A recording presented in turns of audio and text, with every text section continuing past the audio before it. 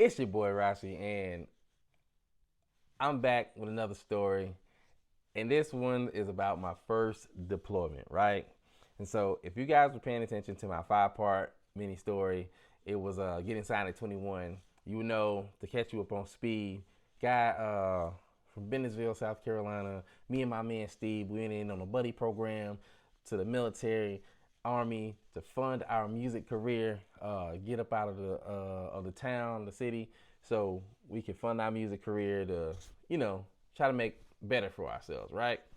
So linked up with AC down in Georgia, and in the midst of doing all that, recording our demo, I got tasked for the side quest of deploying to Afghanistan. And I don't know what you guys are thinking. Oh, well, Ronciano, serving your country is the main quest. It's not a side quest. It's very important. No, listen. It was the side quest, okay? All right? It was the side quest. And the main quest, we was trying to fund our music career. I understand that we signed the dotted line saying, hey, we was gonna soldier. Listen, I stayed even after 9/11. They said, hey, people could get out. I'm like, I'm here now. This is what we gonna do. I bet. Cool. So I understand the assignment, okay? I also understand that this is the side quest. And so, you take it how it comes. It's a side quest that I have to go on. So he's mad, I'm mad, but hey, it's 6 months. I can do this, go over there, do my thing, come back. We come pick up where we left off, boots on the ground, and we start running, right? All right, cool. So prior to this, right? Well, prior to me landing in Afghanistan, I'm hearing about all this money that we are going to be making. It's like you getting this combat pay, you getting this pay, hazard duty and all this other good stuff. Man, you gonna be making so much money. You're gonna come back and buy a brand new car. I'm like, pay it off, cash. I'm like, yo, I'm about to be making money. All right, cool, let's do it. So get over there, and we'll get back to that. Get over there, and I'm a little upset, but I'm not like taking it out on anybody and nothing like that. I'm just kind of like by myself. So everybody was doing their thing. I'm just kind of chilling. I'm in my thoughts. I'm thinking of different rhymes. Because ain't nothing gonna stop me from writing. Like I'm over here. I'm doing my time. Let me get to work. By the time I come back, I have a pad full of rhymes. I bet. So everybody thought that I was being real standoffish. Now this is around the time like all the Fort Bragg murders and all this other good stuff. But everybody was thinking that like, hey, we gotta watch this soldier. He's real standoffish. And I'm like, no, I'm not. I just want to be left alone. Like I of course I'm gonna do what I gotta do. I'm gonna do everything that I'm supposed to do. But like, I just don't want to hang out with y'all. You know what I mean? Like it's cool. You know what I mean? But I just don't want to hang out with y'all. So that was like a big problem with this E6 that we'll get into, E6 female.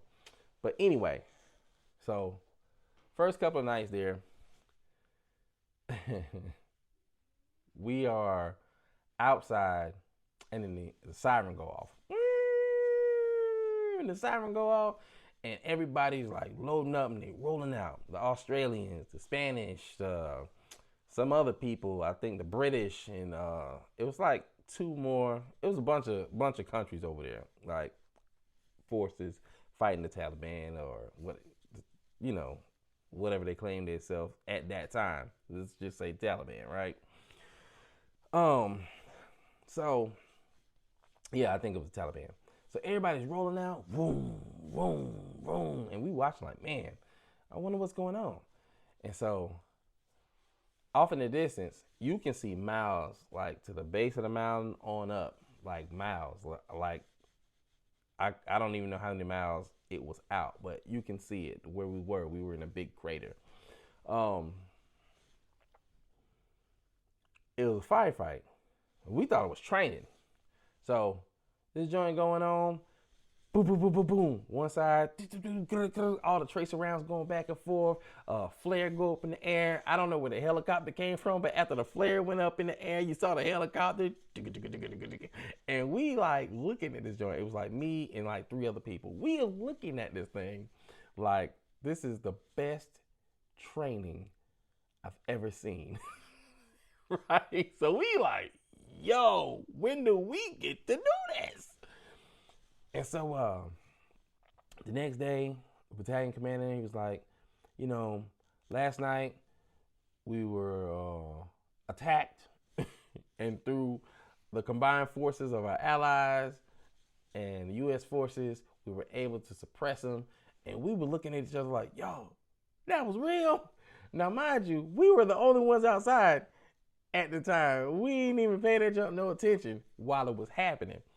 So, of course, you know, the gate guard, people opening the gate, letting them out, and then the people who was actually involved. But mind you, we can see miles on out. So we saw everything popping, all the bombs falling, all the tracer rounds going, the flare, the helicopter. Like, this joint is crazy. So, gonna find out it was real. It was like, yo, it was going down last night. We crazy. Like, but so that night, later that night, we're sleeping in Tent City. And if anybody don't know anything about Tent City is like, I don't know, about 30, 40 people, plyboard on the ground, cots. It's just miserable. Rats, camel spiders, just everywhere, right? Stay tuned for part 2 of this story.